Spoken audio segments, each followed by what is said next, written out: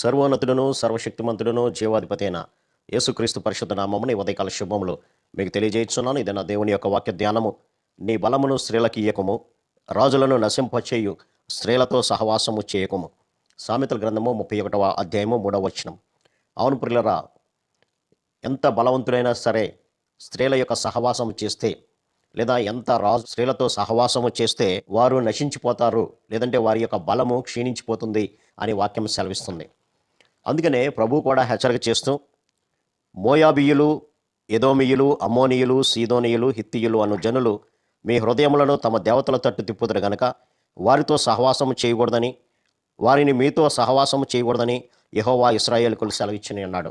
అన్య స్త్రీలతో మీరు సహవాసము చేయవద్దు అని అన్నాడు. కానీ దేవుని చేత జ్ఞానాన్ని పొందుకున్నటువంటి వ్యక్తి, దేవుని చేత కొనియాడబడినటువంటి వ్యక్తి సొలొమోను మహారాజు.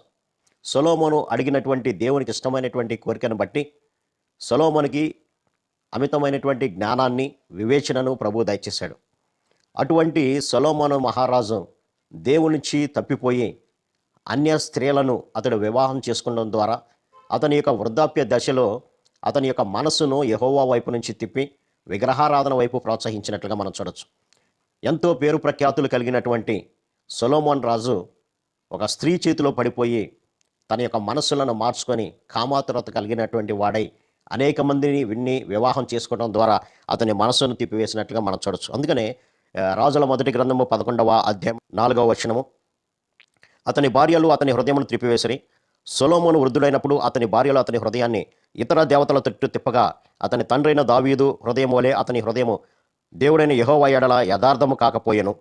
సొలొమోను రకరకాలైనటువంటి హేయమైనటువంటి దేవతలను అనుసరించెను. యెహోవా దృష్టికి చెడు నడత నడిచి తన తండ్రైన దావీదు అనుసరించినట్లు యథార్థ హృదయంతో యెహోవాను అనుసరించలేదు. అతడు దేవతలకు ధూపం వేయచ్చు, బలులు అర్పించుచుండిన పరస్త్రీలైన తన భార్యల నిమిత్తము అతడు ఎలాగూ చేశాను. కాబట్టి అతని యొక్క హృదయాన్ని వారు తిప్పివేసి దేవుని వైపు నుంచి విగ్రహారాధన వైపు వాళ్ళు అతని యొక్క హృదయాన్ని మళ్లించినట్లుగా మనం చూడొచ్చు. అందుకనే ప్రభు చెబుతున్నటువంటి మాట ఏంటంటే, నీ బలాన్ని స్త్రీలకు ఇవ్వద్దు, రాజులను నశింపజేయగలిగినటువంటి శక్తి కలిగినటువంటి స్త్రీలతో నీవు సహవాసం చేయవద్దు. కాబట్టి దేవుని యొక్క ఉగ్రత అతని మీదకి వచ్చినట్లుగా మనం చూడొచ్చు. అందుకనే ఇక్కడ 11వ వచనంలో చెప్తున్నటువంటి మాట, దేవుడు అతని మీద కోపగించి సెలవిచ్చినదేమనగా, నేను నీతో చేసిన నా నిబంధన కట్టడాలను నీవు అనుసరింపకపోవట నేను కనుక్కున్నాను కనుక ఈ రాజ్యము నీకుండకుండా నిశ్చయముగా తీసివేసి నీ దాసులకు ఇచ్చేదను. ఎంతో జ్ఞానము కలిగి దేవుని చేత కొనియాడబడినటువంటి సొలొమోను చివరికి దేవుని యొక్క ఉగ్రతకు పాలైనట్టుగా మనం చూడొచ్చు. అంతేకాకుండా సంసోను యొక్క జీవితాన్ని కూడా మనం గమనించినప్పుడు, సంసోను చాలా బలవంతుడైనటువంటి వాడు. అతడు పుట్టకమునుపై దేవుని చేత నాజీరు చేయబడి దేవుని కొరకు ప్రతిష్ఠించబడినటువంటి వ్యక్తి.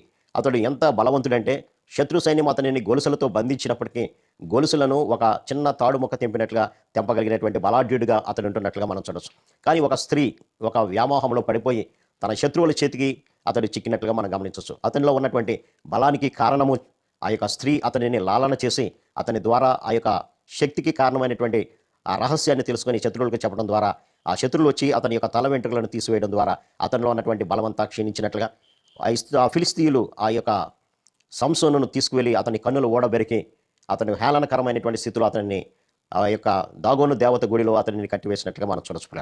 కాబట్టి ఒకవేళ మన యొక్క చూపులు లేదంటే మన యొక్క ఆలోచన పరస్త్రీ వైపు కనుక వెళుతుంటే ప్రభు ఇక్కడ హెచ్చరిక చేస్తున్నాడు, నీ బలాన్ని, నీ యవ్వన బలాన్ని నీవు ప్రభు కొరకు వాడాలి. నువ్వు ఏ స్థితిలో ఉన్నప్పటికీ ఆ స్థితిలో ప్రభు నీకు ఇచ్చినటువంటి బలాన్ని ప్రభు కొరకు వాడాలి, కానీ నీవు అన్య స్త్రీల పరస్త్రీల జోలికి వెళ్ళవద్దు అని ప్రభు హెచ్చరిక చేస్తున్నాడు.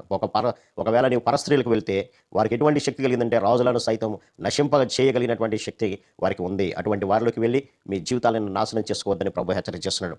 ఈ యొక్క సొలొమోను ద్వారా ప్రభు మనతో మాట్లాడాడు. సొలొమోను అంత జ్ఞానవంతుడైనప్పటికీ కూడా జ్ఞానము లేనటువంటి వాడిగా, అజ్ఞానిగా పరస్త్రీ యొక్క వ్యామోహంలో పడి తన యొక్క హృదయాన్ని దేవుని వైపు నుంచి మళ్ళుకొని తన యొక్క రాజ్యాన్ని కోల్పోయినట్లుగా చూడొచ్చు. అలాగే సంసోను కూడా అంత బలాఢ్యుడైనప్పటికీ కూడా తన యొక్క బలంలోనే ఉన్నటువంటి దాగి ఉన్నటువంటి రహస్యాన్ని ఆ యొక్క స్త్రీకి చెప్పడం ద్వారా అతడు అప్పగించబడినట్లుగా, తద్వారా అతడు ఘోరమైనటువంటి మరణము పొందినట్లుగా హేళన స్థితిలో మనం చూడొచ్చుకుంటాడు. కాబట్టి ఈ వాక్య ధ్యానం ద్వారా మన జీవితాలు ఎలా ఉన్నాయో ఒకసారి పరిశీలన చేసుకుందాం.